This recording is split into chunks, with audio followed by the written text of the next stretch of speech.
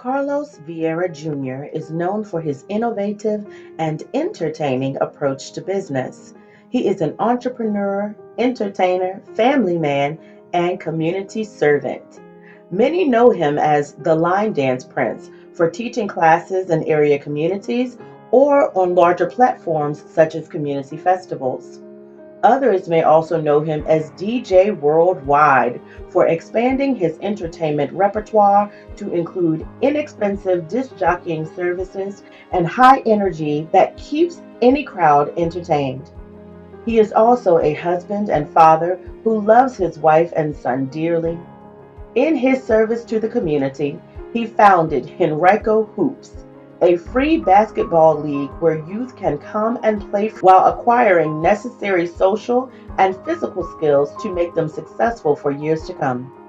He possesses strength of character, depth of understanding, and community orientation. He is making a name for himself in the Richmond area and internationally. Good day, everyone, and welcome to another episode of Business Acumen with Cross Cultural Talks. I am your host, Robinette Cross, and today we have with us the Line Dance Prince, DJ Worldwide, overall entrepreneur, mover, and shaker, my brother Carlos Vieira. Welcome, Carlos. Thank you for joining us. Good to be here. This beautiful facility here. Oh, we're at the Verada Area Library, y'all. This is Carlos's first time coming, and it's a really beautiful place. For those of you who live in Henrico County, make sure you bring yourself and your children here. All right, so Carlos, I wanted you to come on because you have such a story of triumph of how you transitioned from corporate America to working for yourself to doing something that you love perpetually and really being your own boss, answering to yourself. And I just want you to be able to share your story with everyone. Oh yeah, it wasn't by choice, of course. I worked for Bank of America, and my whole department got laid off. 130 people. And I was already doing line dance classes on the side already at that time. And so I thought it was an opportunity for me to actually dig a little deeper into that world. And so I started teaching line dancing at J. Sargent Reynolds Community College as a class. I started teaching at area of retirement homes, and then also private events. So that's how I got into the actual line dancing part of that. And then people used to always ask me when they booked me for line dancing events, do you know a DJ? Do you know a DJ? And I'd be like, yeah, I do know a DJ. So I call a couple of DJ guys I know. And after a while I got old. I was like, maybe I could DJ. Mm-hmm. So I took some online classes and kind of bought some equipment and tried to like self-taught myself the whole process. And now I actually offer both services. Disc jockey, whoa, somebody right there. Disc jockey services and line dance services, kind of be a package deal. But that's how that kind of came about, and it's been a blessing. Right now I'm definitely in a good situation financially. It didn't start off like that. Now when you lose your job and you got to start over, it was a slow process. But right now, God's blessed me to be in a great situation right now for me and my family. That's amazing. That's amazing, and it's something that you have always liked to be physically active. Correct. So that's something that just segued into your natural gifting.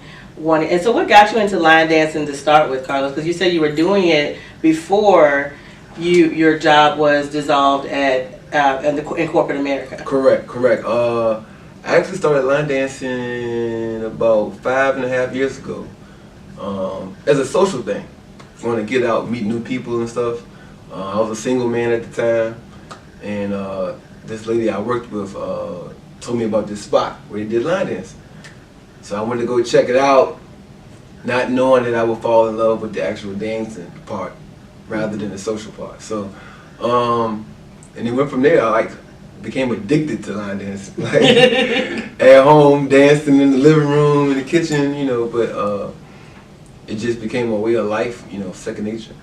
That's fantastic. And you've been able to segue that to you do cruises now. Yes. Annual cruises. It's a line dance. What is it? A line dance cruise? Line dance cruise that I host every August now. This will be our 5th year. This August we leaving out of Miami, going to Ocho Rios, Jamaica this year. We have up to 700 people this year, so it's pretty cool. That is amazing. And are you booking for next year already, or do you? Actually, it's funny you said that. The website link for next year's cruise is up today. So you can go to ityourdayvacation.com and look for the 6th annual Line Dancing Groove Cruise. That cruise is leaving out of Jacksonville, Florida, headed to Princess Cay and Nassau, Bahamas. All right. But yeah, the cruise, that's crazy. The cruise blew up because of social media. People don't utilize the power of Facebook and Instagram. And I was able to link up with line dance instructors from all over the country through Facebook and Instagram and other means of social media. And now I have over 25 instructors from all over the country on my line dance cruise. And so it's pretty cool. That's amazing. That is amazing. So what made you think of doing it in the first place?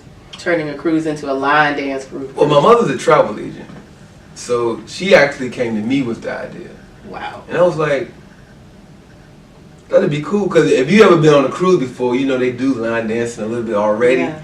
And it's kind of like, so I was like, well, let's crank it up a notch and see how far we can go with that. And we started off small. We had 3 instructors the first year. 88 people came. And now it's the 5th year, 23 instructors, 700 people. So it's growing and getting bigger and bigger and bigger. We do beach parties on the islands, and brought out one of my friends, Ben along. He would do paint parties on there now and stuff. So it's becoming a big, big event. That's amazing. And now you dance at specific places each week, right? So yeah. So on Mondays, you talking about on the cruise or here in Richmond? Okay, in Richmond. Well, yeah. So in the Richmond area now, because of the DJing thing is so big, I'll have 1 class a week. Mondays, I'm at the Southside Community Center, 6255 Old Warwick, and it's 7 p.m. every Monday, 7 p.m. to 8:30, and it's only $1. And I have a nice sized class. I probably have like 50 to 60 people in my class, and it's beginner friendly. We're just getting people out, moving around, having a good time, listening to good music, and the vibe is crazy good. Like the women, we have a couple guys in the class, but try to get more guys to come out. So if you sit at home now on the couch, Mondays, 7 o'clock, the Southside Community Center, 6255 Old Warwick Road. But the vibe is awesome, and people, if you don't know how to dance that good, people will help you out. It's a very family-oriented environment. You can bring your kids; they can sit on the side, whatever. But yeah, I do that once a week now. I used to teach 5 days a week when I first started doing it. I was doing retirement homes, Victory Lady Fitness at 2 different locations, J. Sargent Reynolds Community College, like it was all over. But because of the expansion with the DJ side of it, I could slow down with the line dance. And I have to spend a lot of time organizing the line dance cruise. That's amazing. That is amazing. And one thing that I really admire you for also is how connected you are with the community, how connected you stay with the community. Sometimes we have, when people are in communities with which they're not necessarily happy, then they want to leave and Correct. They say, oh, I don't like my particular city, I don't like my state. You are an RVA loving man. You love Henrico County, you love Richmond, Virginia. So what have you done, or what, I've seen that you've won awards for your community involvement. Tell us about some of that. Well, yeah, well usually the average person, when something goes awry or not the way they like in the community, their thing is just pack up and leave. Yes. And no community gets better like everybody moving out and leaving. Somebody has to stay and try to fix the problem. And so, plus I feel like I have too many ties here. Like elementary school, middle school, high school, Boy Scouts, you know, skating land. I grew up bowling on Williamsburg Road when I was a little kid, stuff like that. And so it's easy for me to stay. Yeah. And with that being said, I kind of got my ear to the street and know, you know, the things that we need help with. And, you know, like most situations, it's the youth. Yeah. And the misguided teenagers, the large number of single-parent homes, overworked moms, you know. And so I wanted to tap into that part of it. And so I started a youth basketball program called Henrico Hoops, where I offer a 13-week program to kids of the community for absolutely free. And we started this by doing fundraisers. I would do line dance fundraisers. I would open up fundraisers on social media. And people, it's crazy because the people from the community actually don't donate. All our money usually comes from people from outside of the community. Wow. And that's sad, but that's usually how, I mean, that's how it's been going for the last 4 years. And but regardless where it comes from, we get it. And Yes, the kids are able to play basketball absolutely free. And that's every winter. Usually starts beginning of December and rolls through April. But yeah, that is very close and dear to me. What happened was I got nominated for an award over the radio. And they were looking for like people doing big things in the community. And so I won. They sent me to the NAACP Image Awards, and my award was presented to me by Erica Campbell from Mary. And it was crazy. Like, it was a crazy experience, you know, VIP treatment, meeting all the celebrities and stuff.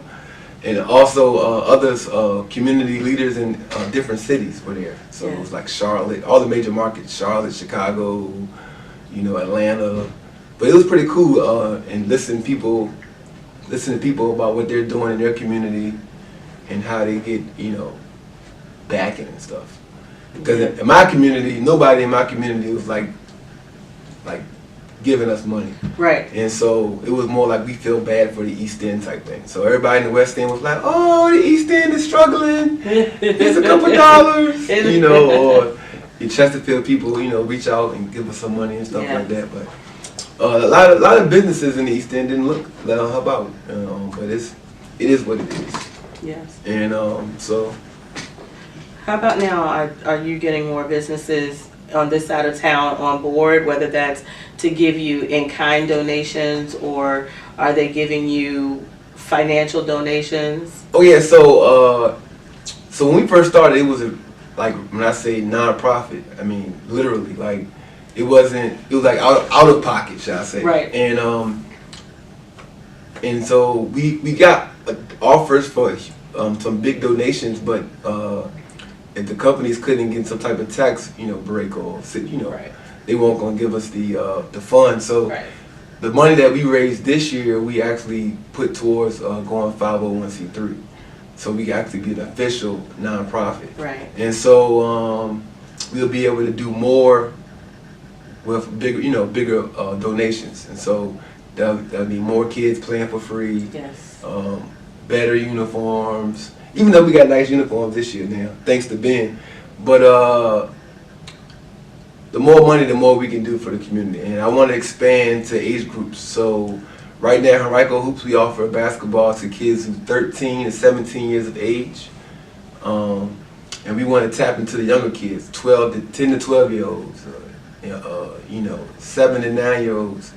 And I actually, no kid should be paying astronomical numbers to play basketball. Right. It's a lot of stuff behind the scenes that people at home don't know about. Like these leagues, the county gives these leagues the gym for free. So a lot of people don't know that for youth leagues, and they're charging $150, $160 per kid, like to play basketball. And it's rec basketball. It's not like traveling AAU or nothing like that. It's so My whole goal is to basically eliminate all of these money grubbing people out here. That's what I call it. And so that's my vision with that.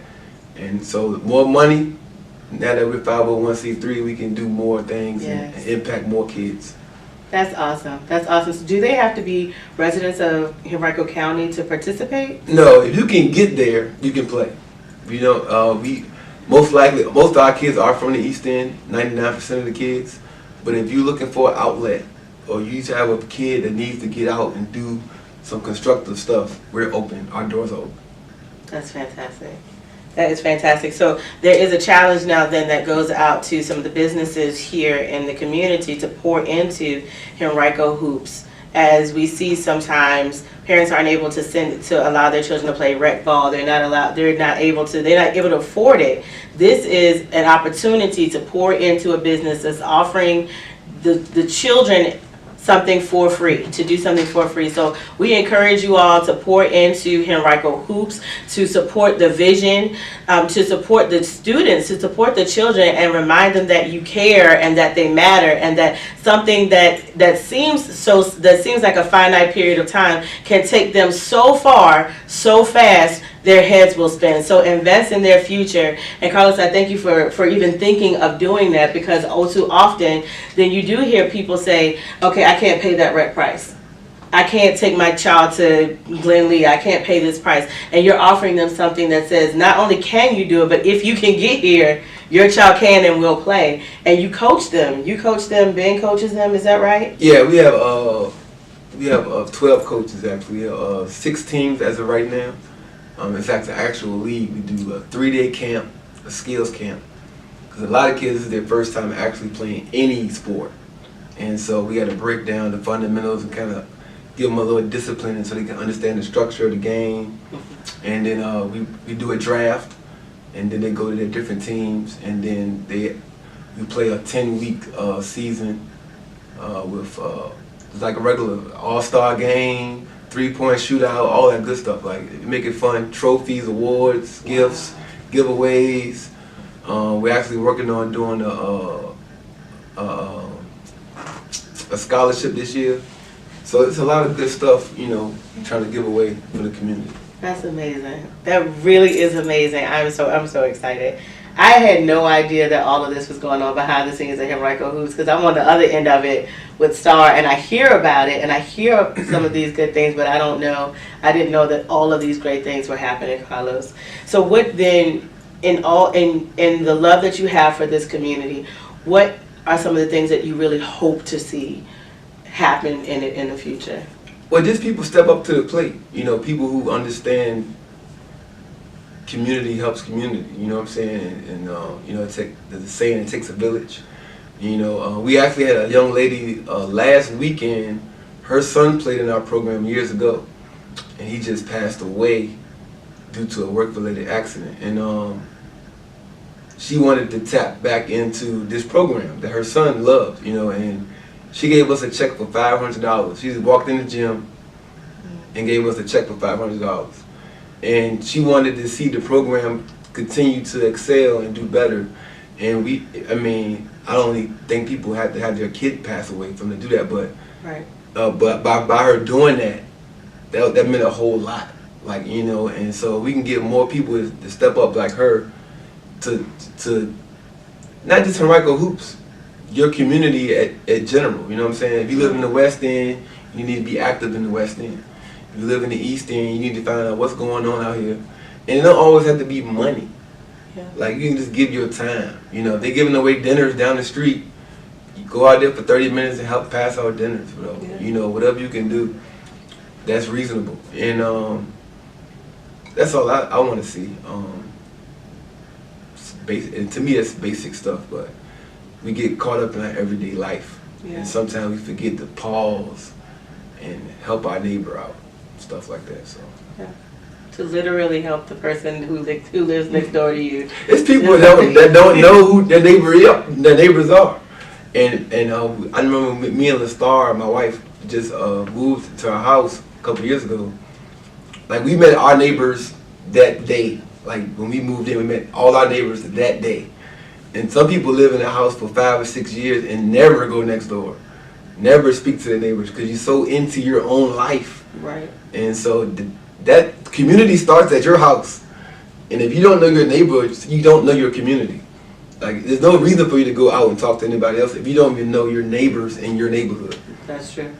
On your street. Yeah, that's crazy. On your street. It is so common though. It is. It's very common, especially if you live in a neighborhood. It doesn't matter if it's considered a safe neighborhood or if it's an unsafe neighborhood, because you never know. That neighbor watches out for you. That neighbor will call 911 for you. I know. Correct. We have a neighbor, Miss Pebbles. We have a neighbor who, no matter what, she will make sure that our family is taken care of. She loves us like we're her own family, and it feels so good, first of all, to be new to a community and to be received by members of the community like that, and that makes you want to invest in the community. Invest in your community, and your community will want to invest back in you. And look at the reward that you're reaping for putting community first, for putting purpose first, for putting what you are designed to do first. And now you're able to move from a position where you're doing something that you were okay with to something that you love to do. Yeah, it's a blessing in disguise. Yeah. A lot of times we dwell too much on what we want, or what we thought we wanted, yeah, and we miss it. You can miss it. I could have missed this. Yes, yes. I could have just like, I'm going to go find me another job, do what everybody else does. Yes. But I would have never really been happy. So it was a good situation for me on that business side. But with the community stuff, we just got to get back to the old school ways. Me and my mother are not from Virginia. So this is what makes the story even crazier about me being so passionate about a place I'm not from. But when we first moved to Virginia and my mom bought her first house,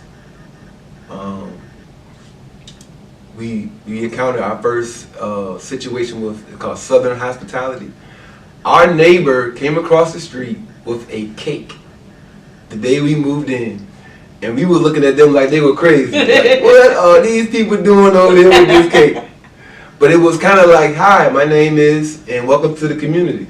Like, who does that? Nobody no more. You know, yeah, that's old school stuff. And we got to bring that back, because that's the only way you're going to feel safe with your kids out there. Yeah. You know, we always talk about, you know, you don't want your kids out there. You can't trust the kids they with or the community, because you don't know those people. And it makes it tough. And, you know, we got to bring that stuff back. That is so true. That is so true. You are preaching in here today. So what would you say to the people who are wondering what my next step is and who are fearful? Because you said, like you said, you could have done something that everybody else would have done. You could have gotten to the classified. You could have gone online. You could have applied to do something else. What was it different that you decided to do? Why did you decide to do something different instead of taking the road so commonly traveled? Well, I think it's one of those things that we all have goals, we all have dreams, but we're scared to take that step. You know, a lot of the great, you know, big name celebrities out here talk about it all the time. Steve Harvey talks about jumping off the cliff. Will Smith talks about fear to take that step. You know, you have to get with people. I'm not gonna say like-minded people, but people that's doing what you want to do. And I don't mean doing it like as far as professional wise, but like people that are living their dream. So maybe you want to be own your own barbershop, and you know somebody that opened their own dentist office.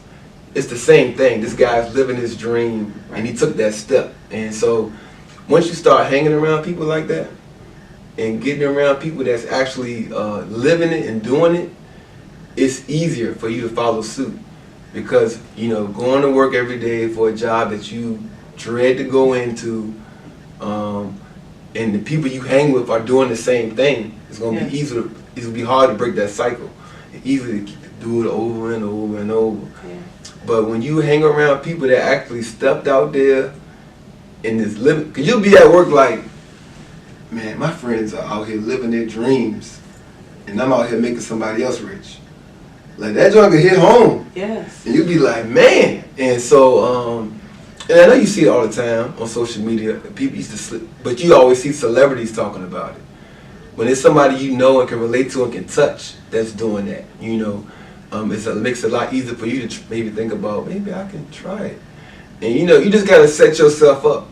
Like I was in a situation where I got laid off, but when you're in control of the situation, you actually can set yourself up. And so while you're working your corporate job that you might not like, you could be working on your business on the side, and eventually your business will get to a point where you can slowly leave that position that you don't like. Right. But most of us just stay working and think something's gonna happen overnight, and it don't work like that. And so, and I challenge people all the time, and it's scary. It's scary, man. You got family, you know. You want to tell your spouse, you know, I'm about to step out here and do this.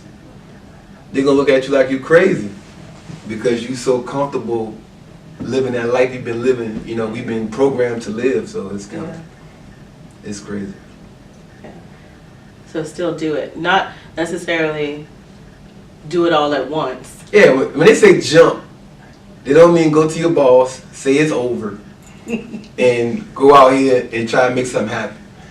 And set it up. A lot of you guys, I call people that got hobbies. They don't take their businesses, their personal businesses serious. It's a hobby. Right. You know, we make money, we do, we don't, you know what I'm saying? But, you know, I'm just out here doing it. No. Try to make that thing boom. And then once it booms, you can actually make this your career. But it's not going to happen overnight, so you have to start now. Start now. I went from getting booked for DJ gigs probably like once a quarter. You know, that's once every 3 months. Can't nobody live off that. No. You know, I can't quit my job and say I'm going to be a DJ. Right. If I'm making $300 every 3 months. You know what I'm saying? But now that I'm booked twice a week, you know, 3 times a week, you know, I can live off that. And so it's a point where I can be like, okay, this is my job now. Yes. And so you have to work till you get to that point. And just set a goal, start it, and you'll be surprised who supports you. Nobody can support you if you're not doing it. Right. I have gotten so many helping hands and suggestions and donations and help by people seeing me do something so they'll help me. Nobody's going to help you just by talking about it. That's right. Go out here and try to get it started, and you'll be surprised how it turns out for you. Love that. I love that. Strategize, plan, hone your craft. Strategize, plan, hone your craft. I love that. So Carlos, if people want to follow you, because really, you really do, he's one of the most inspirational people, not just in this area, but one of the most inspirational people that you're going to find. So if you want to follow him, which you do, please tell everybody how they can follow you on social media, how they can contact you for booking, whether that's line dance or DJing. Just give them everything that they need to have. Line Dance Prince at everything. Line Dance Prince on social, Facebook, Instagram, Twitter. Just type in Line Dance Prince. My website, www.linedanceprince.com. And then DJ Worldwide on Instagram and Facebook.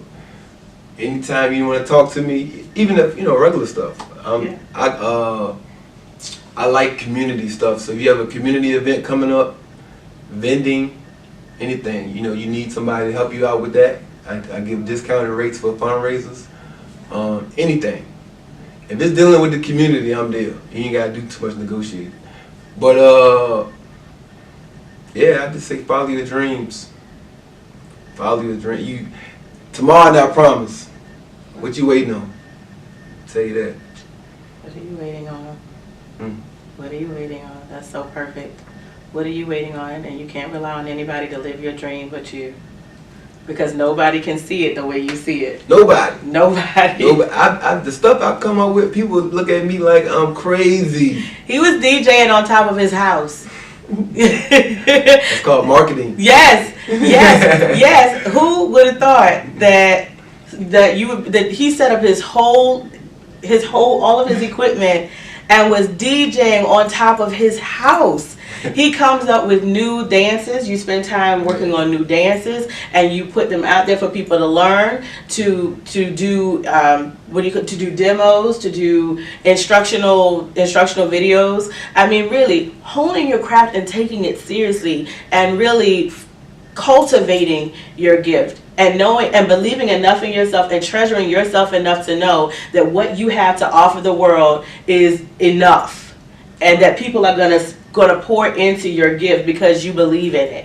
So even if you went from, I remember you were posting stuff in the street, in the medians. Correct. It was DJ when you first started, right? Correct. You first started DJing. You said it's an inexpensive DJ. Book me, I'll do it. You don't even have to do that anymore. Yeah, I forgot all about that. That was yeah. I actually, after election time, I went out there and got all the election signs, and plus I helped the people, the officials out, because it's illegal to keep those signs out there too long. So I actually collected all of the election signs, hundreds of signs, and created my own signs. Great little launching point. Yes, it was. And so, chase your dreams. Don't let nobody talk you out of your dream. Because it's what's for you is for you. And that saying is cliche, but it is so real. And no matter what people say, just keep pushing. That's it. That's good. That's so good. All right. So, guys, really follow Carlos. Pour into him. He's going to pour back into you. He pours into community. Carlos, I thank you so much for taking your time here with me today. And guys, join us. Be sure to join us every Saturday at 8 o'clock a.m. Eastern Standard Time for Business Acumen with Cross-Cultural Talks. Look forward to seeing you again next week. Take care, and don't forget to go and be great on purpose.